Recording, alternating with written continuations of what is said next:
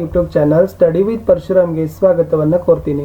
ಇವತ್ತು NMMS ಪರೀಕ್ಷೆ 2022-23ರಲ್ಲಿ ಪತ್ರಿಕೆ 2 ಸ್ಯಾಟ್ನ ವಿಜ್ಞಾನ ವಿಷಯದಲ್ಲಿ 17ನೇ ಪಾಠ ನಕ್ಷತ್ರಗಳು ಮತ್ತು ಸೌರಮಂಡಲ ಅಂತಕ್ಕಂಥ ಪಾಠದ 2ನೇ ಭಾಗದಲ್ಲಿ ಮೋಸ್ಟ್ ಇಂಪಾರ್ಟೆಂಟ್ ಆಗಿರತಕ್ಕಂಥ ಒಂದು 28 ಕ್ವಶನ್ಸ್ಗಳಿದಾವೆ, ನೋಡ್ಕೊಂಡು ಬರೋಣ.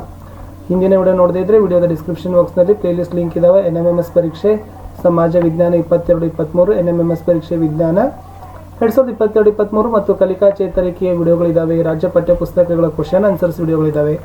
ಒಂದ್ಸರಿ ಹೋಗಿ ಪ್ಲೇಲಿಸ್ಟ್ಗೆ ಹೋಗಿ ಭೇಟಿ ಕೊಡಿ ಅಂತ ಹೇಳ್ತಾ, ಆಕಾಶದ ಉತ್ತರ ಭಾಗದಲ್ಲಿನ ಮತ್ತೊಂದು ಪ್ರಮುಖ ನಕ್ಷತ್ರ ಪುಂಜ ಯಾವುದು ಅಂತ ಕೇಳಿದ್ದಾರೆ. ಸೊ ಕ್ಯಾಸಿಯೋಪಿಯಾ ಅಂತಕ್ಕಂಥದ್ದು ರೈಟ್ ಆನ್ಸರ್. 27, ಯಾವ ನಕ್ಷತ್ರ ಪುಂಜವು ಆಂಗ್ಲ ವರ್ಣಮಾಲೆಯ W ಅಥವಾ M ಅನ್ನು ವಿರೂಪಗೊಳಿಸಿದಂತೆ ಕಾಣುತ್ತದೆ ಅಂತ ಹೇಳಿದರೆ ಉತ್ತರ ಕ್ಯಾಸಿಯೋಪಿಯಾ ಅಂತಕ್ಕಂಥದ್ದು ಸರಿಯಾದ ಉತ್ತರ. 28, ಸೂರ್ಯ ಮತ್ತು ಅದರ ಸುತ್ತ ಪರಿಭ್ರಮಿಸುವ ಆಕಾಶಕಾಯಗಳಿಗೆ ಏನಂತ ಕರೀತಾರೆ ಅಂದರೆ ಸೌರಮಂಡಲ, ಸೋಲಾರ್ ಸಿಸ್ಟಮ್ ಅಂತ ಕರೀತಾರೆ. 29, ಭೂಮಿಗೆ ಹತ್ತಿರದಲ್ಲಿರುವ ನಕ್ಷತ್ರ ಯಾವುದು?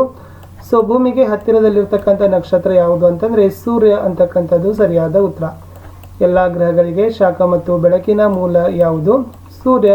ಯಾಕೆಂದರೆ ಸೌರಮಂಡಲದಲ್ಲಿರ್ತಕ್ಕಂಥ ಎಲ್ಲ ಗ್ರಹಗಳಿಗೂ ಶಾಖ ಮತ್ತು ಬೆಳಕನ್ನು ಏನು ಮಾಡ್ತದಪ್ಪ ಅಂದರೆ ಸೂರ್ಯ ಒದಗಿಸಿ ಕೊಡ್ತದೆ.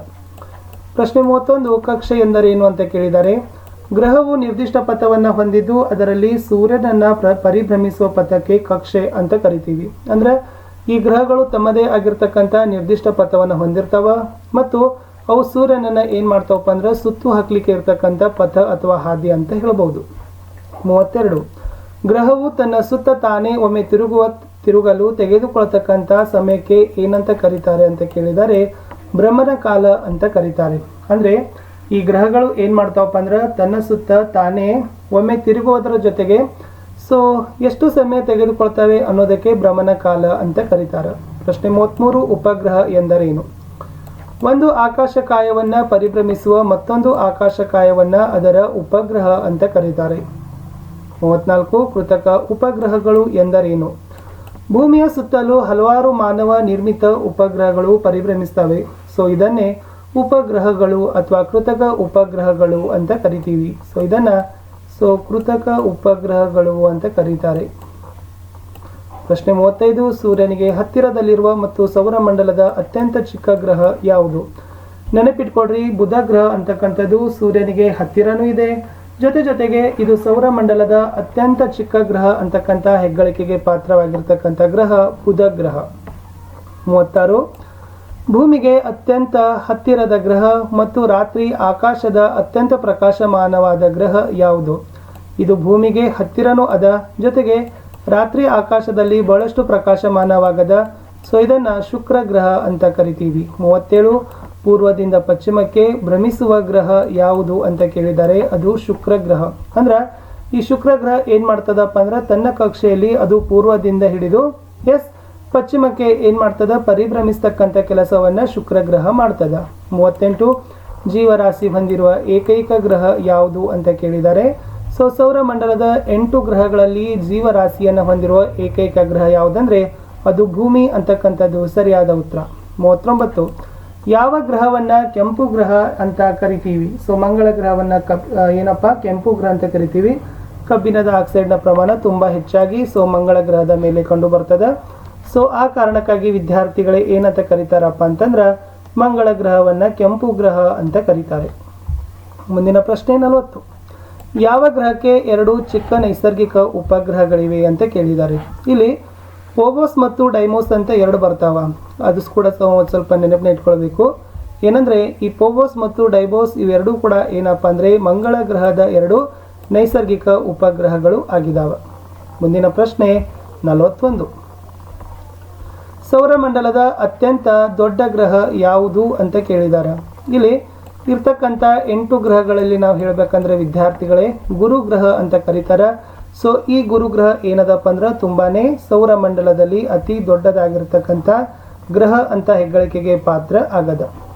ಮುಂದಿನ ಪ್ರಶ್ನೆ 42, ಗುರುಗ್ರಹದ ನಂತರ ಹಳದಿ ಮಿಶ್ರಿತ ಬಣ್ಣದಿಂದ ಕೂಡಿದ ಗ್ರಹ ಯಾವುದು ಅಂತ ಕೇಳಿದ್ದಾರೆ. ಇಲ್ಲಿ ಗುರುಗ್ರಹದ ನಂತರ ಹಳದಿ ಮಿಶ್ರಿತ ಬಣ್ಣದಿಂದ ಕೂಡಿರ್ತಕ್ಕಂಥ ಗ್ರಹ ಯಾವುದಪ್ಪ ಅಂದರೆ ಅದು ಶನಿ ಗ್ರಹ ಅಂತಕ್ಕಂಥದ್ದು ಸರಿಯಾದ ಉತ್ತರ ಇತ್ತು. ಮುಂದಿನ ಪ್ರಶ್ನೆ 43, ಸುಂದರವಾದ ಉಂಗುರಗಳನ್ನು ಹೊಂದಿರುವ ಸೌರಮಂಡಲದ ಅನನ್ಯ ಗ್ರಹ ಯಾವುದು? ಯಾಕಂದ್ರೆ ಈ ಗ್ರಹ ಸೌರಮಂಡಲದಲ್ಲಿ ಅತಿ ಸುಂದರ ಇದೆ. ವಿಶೇಷವಾಗಿ ಈ ಗ್ರಹದ ಸುತ್ತಲೂ ಕೂಡ ಏನದಪ್ಪ ಅಂದ್ರೆ ಬಳೆಗಳ ವ್ಯವಸ್ಥೆ ಇದೆ, ಉಂಗುರಗಳ ವ್ಯವಸ್ಥೆಗಳಿದಾವ. ಸೊ ಅದನ್ನು ಏನಂತ ಕರೀತಾರಪ್ಪ ಅಂದ್ರೆ ಅದು ಶನಿ ಗ್ರಹ ಅಂತ ಹೇಳ್ತಾರೆ. ಪ್ರಶ್ನೆ 44, ಯಾವ ಗ್ರಹದ ಭ್ರಮಣೆಯ ಅಕ್ಷವು ಅತಿ ಹೆಚ್ಚು ಬಾಗಿದೆ ಅಂತ ಕೇಳಿದಾರ. ಅಂದ್ರೆ ಇಲ್ಲಿ ಯುರೇನಸ್ ಗ್ರಹ ಇದೆ. ಈ ಯುರೇನಸ್ ಗ್ರಹದ ಭ್ರಮಣೆಯ ಅಕ್ಷ ಏನಾಗದಪ್ಪ ಅಂದ್ರೆ ಅತಿ ಹೆಚ್ಚು ಬಾಗಿದೆ ಅಂತ ಹೇಳ್ತಾರೆ. ಇನ್ನು ಒಳ ಗ್ರಹಗಳು ಯಾವುವು ಅಂತ ಕೇಳ್ತಾರೆ. ಸೊ ಒಳ ಗ್ರಹಗಳ 4 ಇದಾವ. 1 ಬುಧ ಇದೆ, 2 ಶುಕ್ರ ಇದೆ, 3 ಭೂಮಿ, 4 ಮಂಗಳ. ಇವುಗಳನ್ನು ಏನಂತ ಕರೀತಾರೆ? ಒಳಗ್ರಹಗಳು ಅಂತ ಕರೀತಾರೆ. ಇನ್ನು ಅದೇ ಥರ ಹೊರಗ್ರಹಗಳು ಯಾವುವು ಅಂತ ಕೇಳಿದರೆ, ಸೊ ಹೊರಗ್ರಹಗಳಲ್ಲಿ ಯಾವ್ಯಾವ ಇದಪ್ಪ ಅಂದ್ರೆ 1 ಗುರು ಅದ, 2 ಶನಿ ಅದ, 3 ಯುರೇನಸ್, 4 ನೆಪ್ಚೂನ್. ಈ 4 ಏನಂತ ಕರೀತಾರೆ ವಿದ್ಯಾರ್ಥಿಗಳೇ? ಹೊರಗ್ರಹಗಳು ಅಂತ ಕರೀತಾರೆ. ಪ್ರಶ್ನೆ 47, ಕ್ಷುದ್ರ ಗ್ರಹಗಳು ಯಾವ ಯಾವ ಗ್ರಹಗಳ ಕಕ್ಷೆಗಳ ನಡುವೆ ಬರುತ್ತವೆ? ಇಲ್ಲಿ ಕ್ಷುದ್ರ ಗ್ರಹಗಳು ಅಂತ ಹೇಳ್ತಾರೆ ವಿದ್ಯಾರ್ಥಿಗಳೇ.